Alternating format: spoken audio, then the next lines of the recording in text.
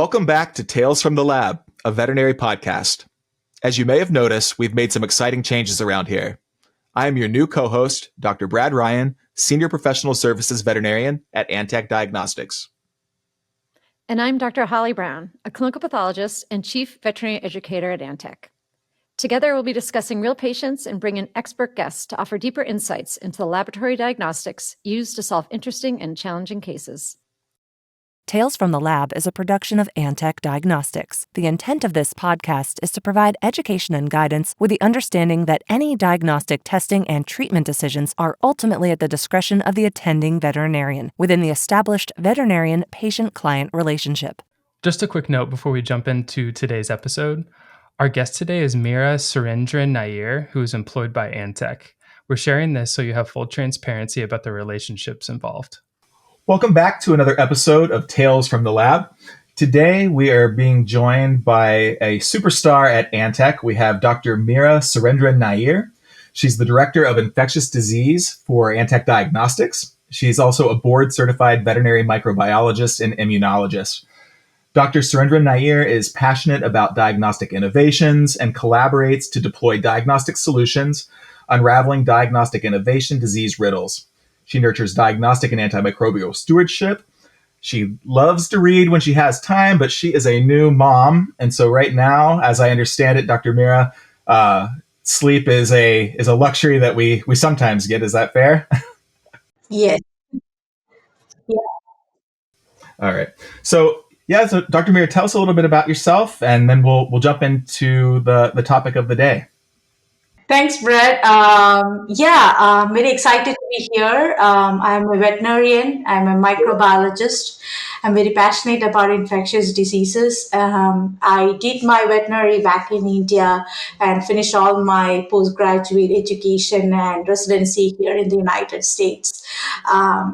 I did my postdoc in Minnesota, was assistant professor for a short period of time in Penn State, and joined Antech as director of clinical microbiology. So here we are. Amazing.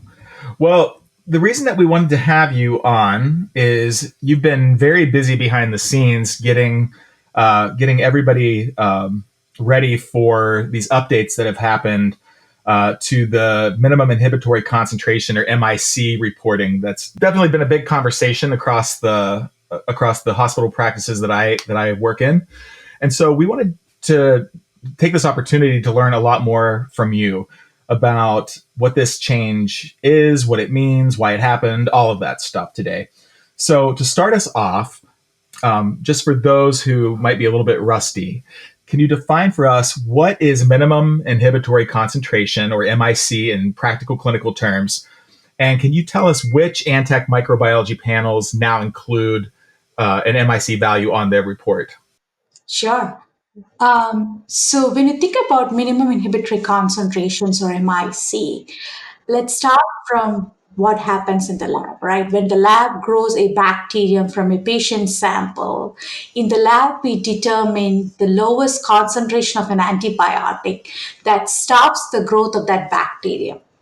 That concentration we measured in the lab is the minimum inhibitory concentration, or MIC. We use that MIC value to compare to the established clinical breakpoints. Then what are clinical breakpoints? Clinical breakpoints are actually the cutoff MIC values established by organizations like Clinical and Laboratory Standards Institute, or CLSI, from a large clinical data sets, which we use to determine whether an antibiotic is likely to work. For example, if the MIC is below the susceptible clinical breakpoint, the antibiotic is likely to be effective. However, if the MIC is above the resistant clinical breakpoint, that antibiotic is unlikely to work. So essentially, into practical terms, yes, maybe, or no for a treatment. So in short, MIC guides clinicians to use the right antibiotic for the right infection at the right dose, so we can support the targeted therapy selection and also minimize unnecessary antimicrobial exposure. To your question, which panels include MIC values? For equine, canine, and feline species, all the aerobic, systemic, and urine cultures. Also, site-specific cultures from skin, ear, and eye aerobic cultures. Right. So yeah, it's really about both things, right? We're trying to make sure that the patient is treated effectively, but also we're working towards that greater goal of making sure that we're not using antibiotics unnecessarily that might set us up for future resistance. So it's encapsulating both of those ideas. So historically, how have veterinarians tended to view and use their MIC reports in practice? And what are some of the limitations or misunderstandings you've seen with the quote unquote old way of interpreting these results? Yeah, we used to have MIC reports with MIC values and interpretations that often went in the way that they started using MIC reports as a simple yes or no guide. For example, if the bacteria was labeled susceptible to an antibiotics, our clinicians used to prescribe it without considering the actual MIC value or the clinical breakpoints behind it or how it relates to dosing or drug distribution in the animal body, right? So sometimes the tendency was to treat those MIC numbers almost like a recipe card, like just like believing that a numerically lower MIC always means superior potent or efficacy, right? Um, that made our clinicians to rank drugs by their MIC values alone, assuming that the smallest MIC equated to the most effective option. But here's a catch. MICs are not really dosing instructions.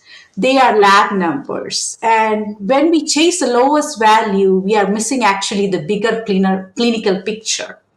So for example, a slightly higher MIC drug may still be the better choice if it reaches higher tissue levels or lasts longer, right?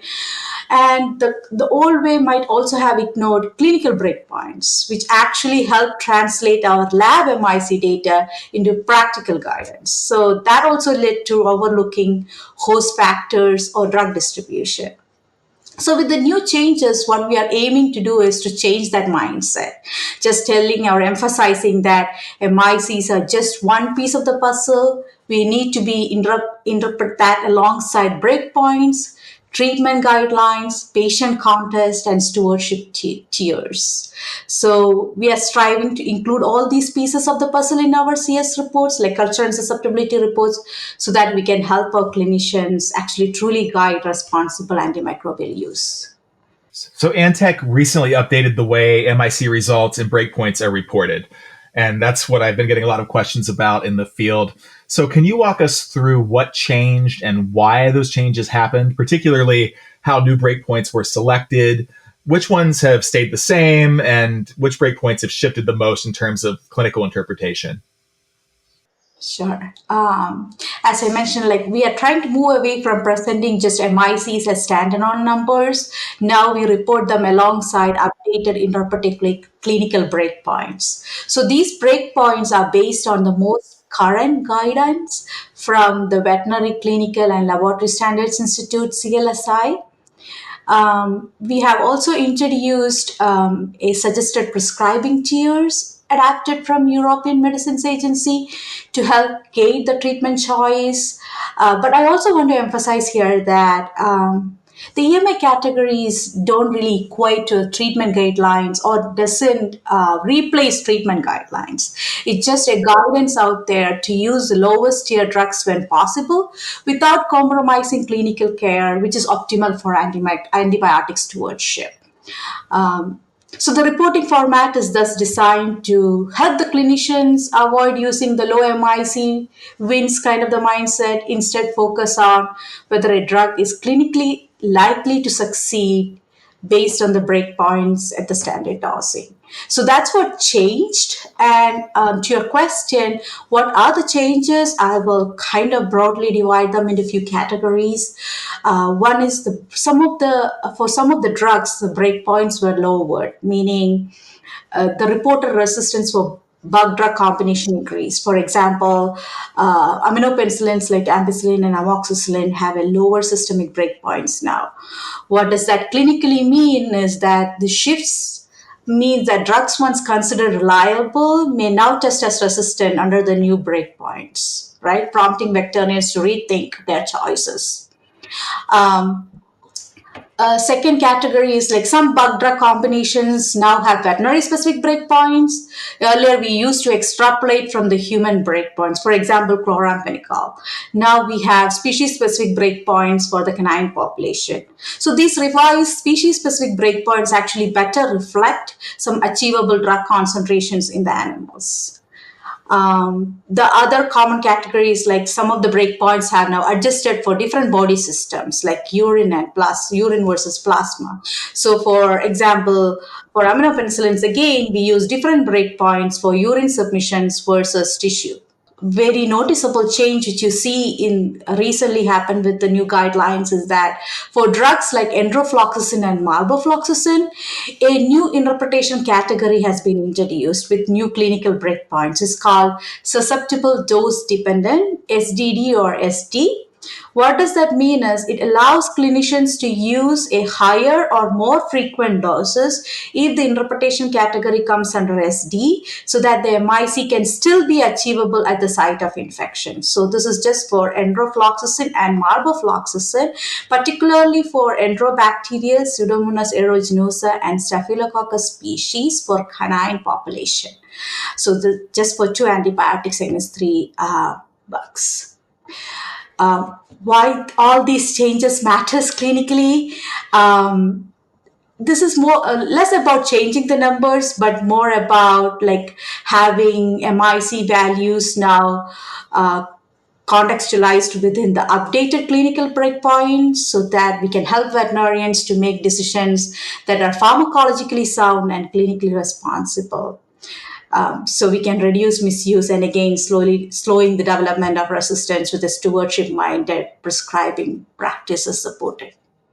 So there are some new elements on the report that may feel unfamiliar, including references to the European Medicines Agency. That final column is EMA categories, and everybody keeps asking me, what is EMA? What does that mean?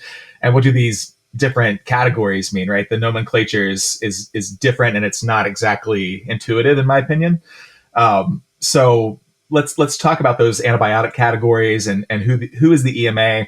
Why did Antech align with their categorization system, and how should veterinarians interpret categories as they're listed now, which are prudence, caution, restrict, avoid?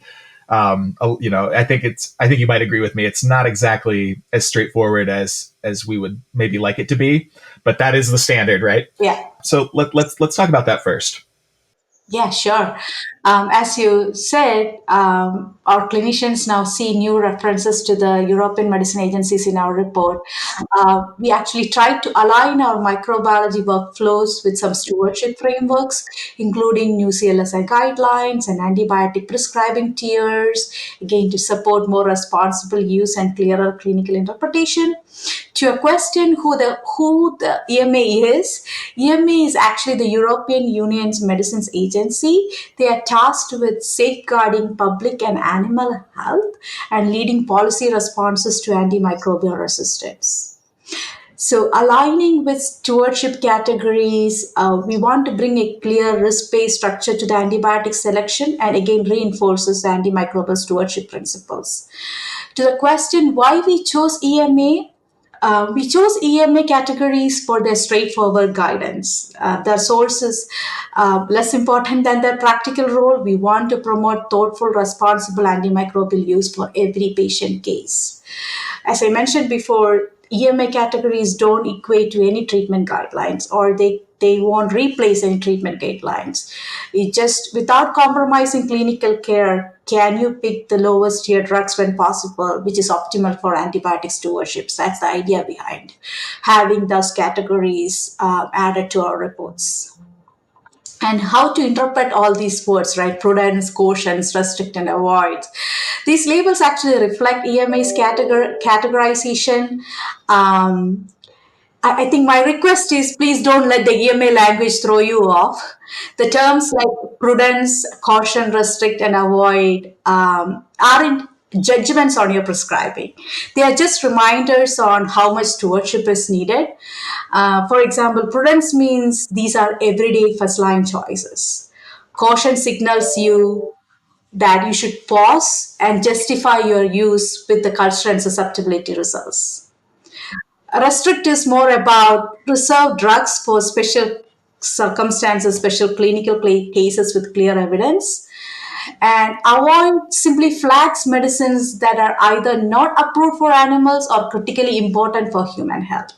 So I think we should think of these words as traffic signs, not stoplights.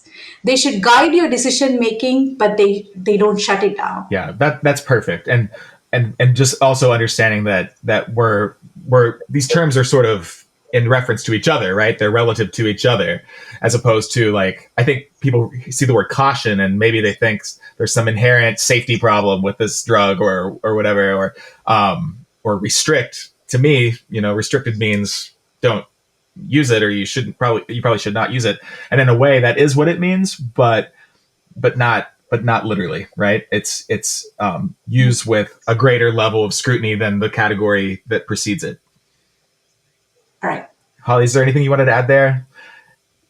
Yeah, no, I think those are great explanations. I don't think it's just for the rusty, right? I feel like I'm learning a lot too, so I appreciate the insights. I wanted to take the opportunity to reflect some of the questions we have coming in through our consultation line, given these new updates that our clinicians are just seeing this week or in the past couple of weeks. One in particular was we have veterinarians are used to seeing in the report amoxicillin/amoxiclav, and now they're seeing it saying ampicillin and augmentin specifically. And why is that? I'll start with the ampicillin amoxicillin. So the CLSI guidelines, when you look at it, they have specific breakpoints listed for ampicillin, and there is a comment saying that you can interpret the extrapolate the data from ampicillin for amoxicillin because they are similar class of drugs, similar kind of actions. So I just follow the guidelines as such, but we will try to see what we can do to have amoxicillin also to the panel, some kind of revisions to it, and extrapolate the data and give that right before you. So that's why the reason amoxicillin was not there. So just wanted to give you that if you see an ampicillin on the panel and if it's susceptible, you can use amoxicillin, vice versa too. So. Perfect. Okay. And then one thing that we are seeing, and this is just going to be a logistics, but most of the calls have come in were actually not about any microbial comments and about the report, but that it just looked so different to them. You've explained the intentional changes we've made to the report, but unfortunately, some who are looking using Antech online are not actually seeing it upgraded the way that we intend, and they're seeing some unexpected symbols in the reports. If that is happening to our customers, right, if they're seeing these unexpected symbols, it's that they have not looked at the report through health tracks, right? So to ensure that they're viewing the most optimized Antech culture and sensitivity results, they need to log into health tracks to review them. But if you're still using the legacy platform Antech Online, you would use the same login credentials, right? So you can use the same login credentials accessed through health tracks, right? That's our new online portal that we want to direct our customers to so that they can see the data exactly as we intended.